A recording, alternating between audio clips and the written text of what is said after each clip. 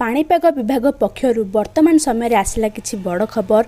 प्रबल वर्षार संभावना। लघुचाप प्रभाव में ओडिशा रे आगामी 7 दिन जाए प्रबल घड़घड़ी सह झड़ पवन देखिबाकू मिलिबो बोली पूर्वानुमान करिछि पाणीपाग विभाग। आसंता 24 घंटा नुआपड़ा, बलांगीर, सोनपुर, बौद्ध और बरगढ़ को बाद दे अवशिष्ट 25 जिले में किछि स्थान में प्रबल वर्षा संभावना रही। विशेषकर उपकूल समेत दक्षिण और उत्तर आभ्यंतरीण ओडिशार यही सबु जिले में बिजुली घड़घड़ी सह हालुकर मध्यम धरणर वर्षा नहीं येलो वार्निंग जारी करिछि पाणीपाग विभाग।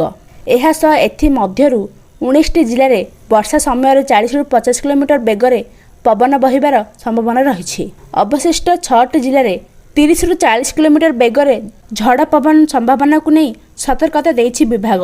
आंचलिक पाणीपाग विभाग निर्देशक मनोरमा महांती कहिसंती आसंता काली पय विशेषकर उपकूल ओडिशा रे 14टी जिला तथा सुंदरगढ़, मयूरभंज, केउझर, बालेश्वर, भद्रक, जाजपुर, कटक, केन्द्रापड़ा, जगतसिंहपुर, खोर्धा, पुरी, नयगढ़, गंजाम और गजपति को येलो वार्निंग जारी करा जायछि। एही सबु जिले में 40 ରୁ 50 किलोमीटर बेगरे पवन बहिबा सह हालुकर मध्यम धरणर वर्षा हेबार संभावना रही।